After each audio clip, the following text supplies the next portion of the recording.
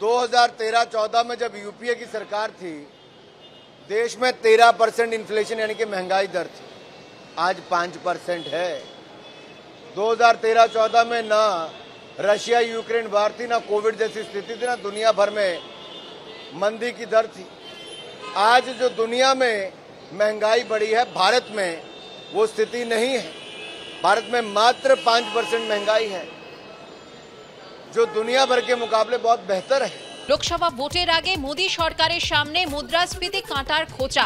যেমনটা জানা যাচ্ছে যে গত 4 মাসে খুচরো মুদ্রাস্ফীতির হার সর্বোচ্চ। গত ডিসেম্বরে খুচরো মুদ্রাস্ফীতির হার ছিল 5.69%। 2 মাস আগে অর্থাৎ গত নভেম্বরে খুচরো মুদ্রাস্ফীতির হার ছিল 5.55%। ভোগ্যপণ্য সূচক বেড়েছে সবজি, ডাল ও মশলা দাম বৃদ্ধির কারণে, এমনটাই বলছে সরকারি তথ্য। শিল্পে বৃদ্ধির হারও গত 8 মাসে সর্বনিম্ন। গত মাসের হিসেবে শিল্পে বৃদ্ধির হার নেমেছে 2.4%।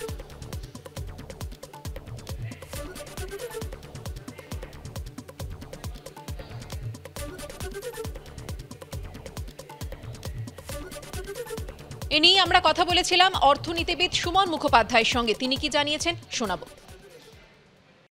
মেইন কারণটা হচ্ছে সাপ্লাই শর্টেজের থেকেও বেশি স্টকিং, হোর্ডিং। একটা জিনিস মনে রাখতে হবে, আমাদের ফার্মার পলিসি যেটা সরকার করতে চেয়েছিলেন সেটা আমরা বন্ধ করেছি উইথ অ্যাজিটেশন, এবং হোর্ডিং বড়ভাবে হচ্ছে বলেই এই জিনিসের বস্তুগুলোর দাম বাড়ছে। তার উপর দুটো আরো প্রধান কারণ হচ্ছে সরকার ইলেকশন ফেস করছে বলে অনেক ডোলস দিচ্ছে, বিশেষ করে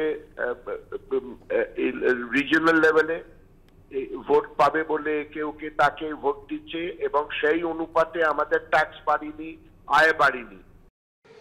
এ নিয়ে কি বলছেন তৃণমূল সাংসদ শান্তনু সেন, রাখবো আপনাদের সামনে। দেখুন, ভারতবর্ষ যেদিকে যাচ্ছে তারা স্বপ্ন দেখাচ্ছে 5 ট্রিলিয়ন ইকোনমি, কিন্তু মুদ্রাস্ফীতির হার যে জায়গায় যাচ্ছে, ভারতবর্ষের মানুষ যে জায়গায় আছে, বিশ্ব ক্ষুধা সূচকে 121টা দেশের মধ্যে ভারতবর্ষ আজকে 111তম স্থানে।